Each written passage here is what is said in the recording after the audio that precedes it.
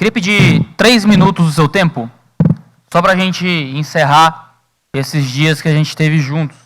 Eu queria encerrar lembrando um pouco da Escritura, que é o texto que é base para tudo aquilo que a gente desenvolve aqui. E sempre que eu leio 1 Coríntios, capítulo 1, eu vejo Paulo falando um pouco sobre filosofia. Paulo diz que ele não veio com filosofia deste século diante do povo a que ele pregava. Ele critica o povo de Corinto porque eles estavam elegendo para si aqueles que haviam sido responsáveis pelos seus batismos como algum tipo de mestre filosófico, como se você seguisse Platão, Aristóteles, Sócrates ou qualquer um filósofo dessa época, desse tempo. Paulo ele critica esse tipo de visão que acontecia na igreja. E Paulo parece falar de forma muito negativa sobre filosofia em 1 Coríntios capítulo 1. Ele chega a perguntar onde está o sábio, onde está o instruído, onde está o questionador dessa era? Por acaso Deus não tornou absurda a lógica deste mundo? E ele diz, visto que na sabedoria de Deus, o mundo, por sua própria sabedoria, não o conheceu. E a palavra sabedoria aqui é a mesma que é usada para filosofia no tempo grego. Tá? Parece que Paulo está criticando de forma muito profunda a filosofia e esse tipo de pensamento que a gente desenvolve muitas vezes. No entanto, no capítulo 2 de 1 Coríntios, no versículo 6, Paulo diz, na verdade, falamos de sabedoria, usando a mesma palavra que ele falou há pouco. Ele diz que sim, Paulo, falava de sabedoria entre os maduros, não porém a sabedoria dessa era, nem a sabedoria dos governantes desse mundo, que serão reduzidas a nada, mas falamos do mistério da sabedoria de Deus. Nós encontramos uma sabedoria que o mundo não encontrou. Nós encontramos uma racionalidade que o mundo não conhece. É por isso que Romanos capítulo 1 e 2 fala que o homem sem Deus obscurece o próprio entendimento.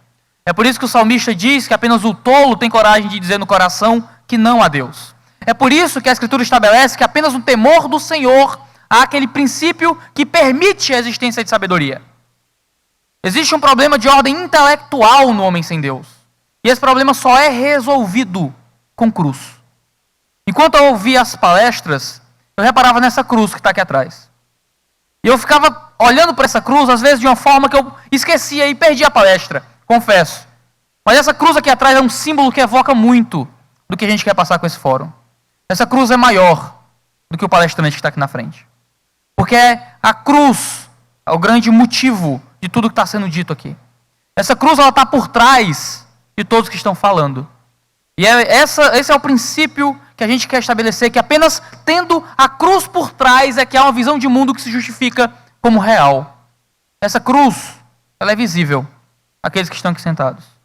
E é só quando a cruz está visível nos nossos raciocínios, é apenas quando a cruz está visível na nossa construção intelectual, é que a gente pode se opor à sabedoria desse tempo, desse século. Os homens sem Deus, eles têm apenas os próprios entendimentos para analisar o mundo.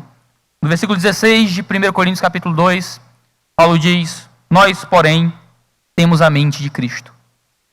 Anselmo falava de uma fides quarens intellectum, de uma fé em busca de entendimento, de uma fé que procura crer. E se nós pudéssemos evocar isso para encerrar esse fórum, nós poderíamos dizer que só há verdadeira racionalidade quando a cruz é erigida por trás do entendimento.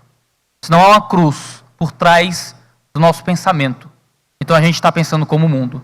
É só quando nós temos a cruz erigida por trás de todo o nosso discurso, de todo o nosso pensamento, de toda a filosofia, de toda a ética, de toda a moral, de toda a biologia, de tudo aquilo que é construção intelectual cristã. Aí sim, a gente vai ter a mente de Cristo se desenvolvendo em um tempo de loucura e de caos. Obrigado a todos que estiveram com a gente esses dias. Estamos encerrados no segundo Fórum Nordestino de Cosmovisão Cristã. Obrigado.